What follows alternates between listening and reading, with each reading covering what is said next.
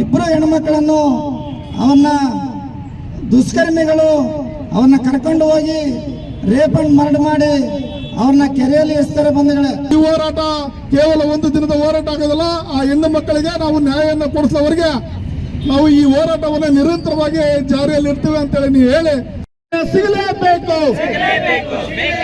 ಸಾಯಮ್ಮ ಮತ್ತು ಶಾಮಮ್ಮ ಸಾವಿಗೆ ನ್ಯಾಯ ಸಿಗಲೇಬೇಕು. ಘಟನೆಯನ್ನ ಖಂಡಿಸ್ತಕ್ಕಂಥ ಈ ದೇಶಪ್ರೇಮಿ ಹೋರಾಟಕ್ಕೆ ಜಯವಾಗಲಿ. ಅಲೆಮಾರಿ ಸಮುದಾಯ ಹೋರಾಟಕ್ಕೆ ಜಯವಾಗಲಿ. ಅಲೆಮಾರಿ ಹೋರಾಟದ ಜೊತೆಗೆ ನಾವಿದ್ದೇವೆ.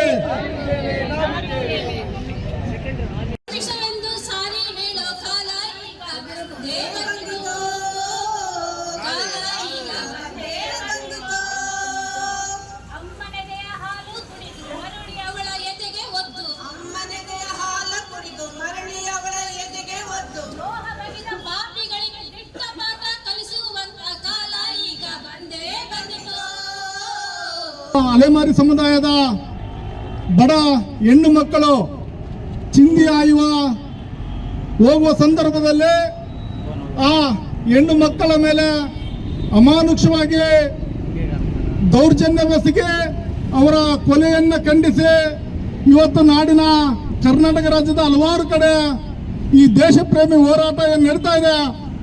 ಈ ಹೋರಾಟದ ಭಾಗವಾಗಿ ಇಲ್ಲಿ ಹೊಸಪೇಟೆಯಲ್ಲೂ ಸಹ ನಾವು ಇವತ್ತು ಕರ್ನಾಟಕ ಅಲೆಮಾರಿ ಮತ್ತು ಅರೆ ಅಲೆಮಾರಿ ಸಂಘಟನೆಯ ವತಿಯಿಂದ ಮತ್ತು ಅದೇ ರೀತಿ ಕರ್ನಾಟಕ ರಾಜ್ಯ ಮಹಿಳಾ ದೌರ್ಜನ್ಯ ವಿರೋಧಿ ಒಕ್ಕೂಟದಿಂದ ಇವತ್ತು ಹೊಸಪೇಟೆಯಲ್ಲಿಯೂ ಸಹ ವಿಜಯನಗರ ಜಿಲ್ಲೆ ಹೊಸಪೇಟೆಯಲ್ಲಿಯೂ ಸಹ ಆ ಒಂದು ಘಟನೆಯನ್ನು ಖಂಡಿಸಿ ನಾವು ಇವತ್ತು ಹೋರಾಟವನ್ನು ಇಲ್ಲಿ ಆರಂಭಿಸ್ತಾ ಇದ್ದೇವೆ.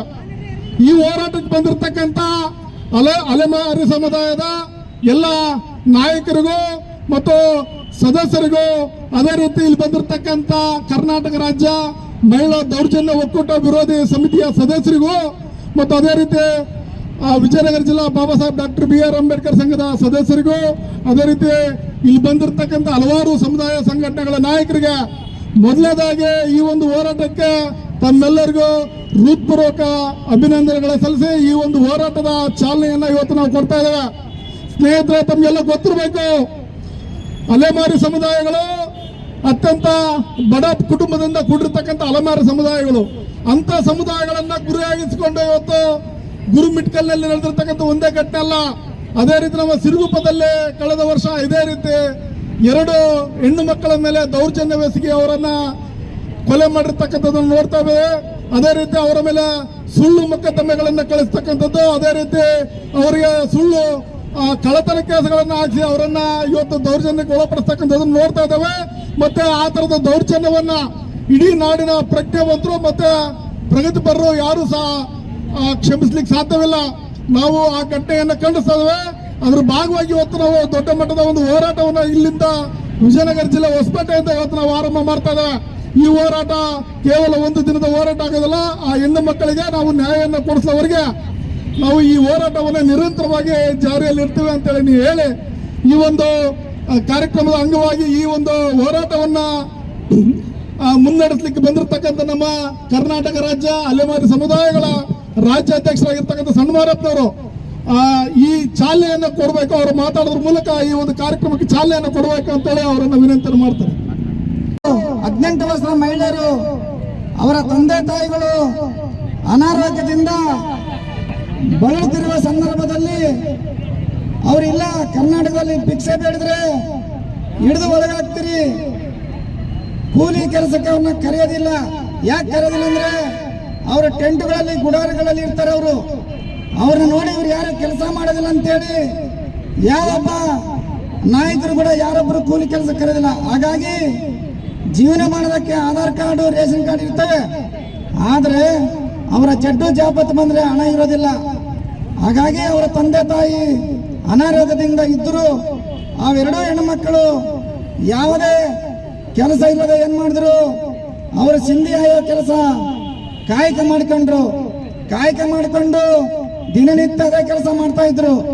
ಬಂಧುಗಳ ಆವತ್ತಿನ ದಿವಸ ಏನಾಯ್ತು, ಇಬ್ರು ಹೆಣ್ಣು ಮಕ್ಕಳನ್ನು ಅವನ್ನ ದುಷ್ಕರ್ಮಿಗಳು ಅವನ್ನ ಕರ್ಕೊಂಡು ಹೋಗಿ ರೇಪ್ ಅಂಡ್ ಮರ್ಡರ್ ಮಾಡಿ ಅವ್ರನ್ನ ಕೆರೆಯಲ್ಲಿ ಎಸ್ತಾರೆ ಬಂಧುಗಳೇ. ಅದು ಘಟನೆ ನಡೆದು 10ನೇ ತಾರೀಕು ನಡೀತು. 12ನೇ ತಾರೀಕು ಗೊತ್ತಾಯ್ತು. ಒಂದೇ ದಿವಸದಲ್ಲಿ ಅವ್ರನ್ನ ಮರ್ಡರ್ ಮಾಡಿ ಹೊರಗಡೆನೆ ಒಂದು ದಿವಸ ಆದ ನಂತರ ಅವ್ರನ್ನ ಕೆರೆಯಲ್ಲಿ ಹಾಕ್ತಾರೆ. ಒಂದೇ ದಿವಸಕ್ಕೆ ಆತ್ಮಹತ್ಯೆ ಮಾಡ್ಕೊಂಡ್ರೆ ಒಂದೇ ದಿವಸದಲ್ಲಿ ತೇಲೋದಿಲ್ಲ ಬಂಧುಗಳೇ. ಹಾಗಾಗಿ ಅವರ ಮಕ್ಕಳ ಮೇಲೆ ಚಚ್ಚಿರೋದು ಗಾಯಗಳಿದಾವೆ. ಎಲ್ಲಾ ಪ್ರೂಫ್ಗಳನ್ನು ಇಟ್ಕೊಂಡು ಕೂಡ ನಾವು ಪೊಲೀಸ್ ಅಧಿಕಾರಿಗಳಿಗೆ ಸಾಕಷ್ಟು ಮನವಿ ಮಾಡಿ ನಮ್ಮ ನಾಯಕರು ಬುಡಗ ಜಂಗಮ ಸಮಾಜದವರು ಇರ್ಬೋದು, ಹಲವಾರು ನಾಯಕರು, ಆ ನಾಯಕರ ಮುಖಾಂತರ AC ಅವರಿಗೆ, ಮಾನ್ಯ ಜಿಲ್ಲಾಧಿಕಾರಿಗಳಿಗೆ, SP ಅವರಿಗೆ, DC ಅವರಿಗೆ, ಸಂಬಂಧಪಟ್ಟ ಸೈದಾಪುರ ಪೊಲೀಸ್ ಸ್ಟೇಷನ್ ಸಬ್ ಇನ್ಸ್ಪೆಕ್ಟರ್ಗೆ ಕೂಡ ನಮ್ಮ ಬುಡಗ ಜಂಗಮ ಸಮಾಜದವರು ಹೋಗಿ ಮನವಿ ಪತ್ರ ಸಲ್ಲಿಸ್ತಾರೆ.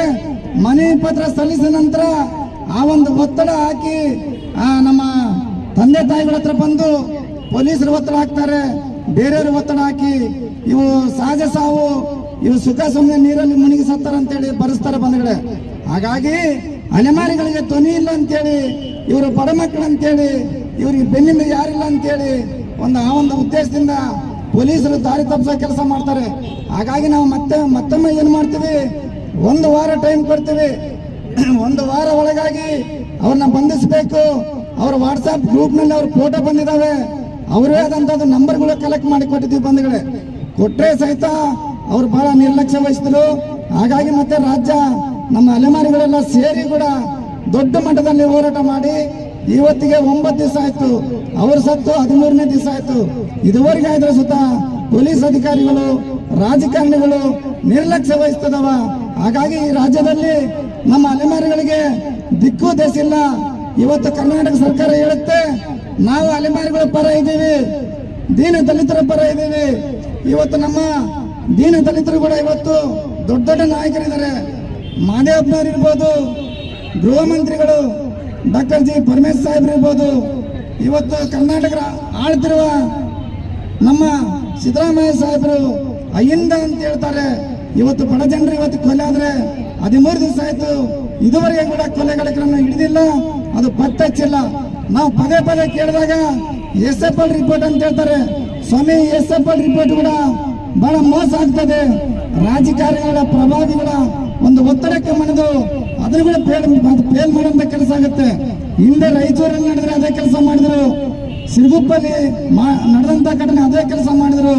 ನಮ್ಮ ಬೆನ್ನಿಗೆ ಯಾರು ಇಲ್ಲ ಅಂತೇಳಿ ಮೋಸ ಮಾಡುವಂತ ಕೆಲಸ ಆಗುತ್ತೆ.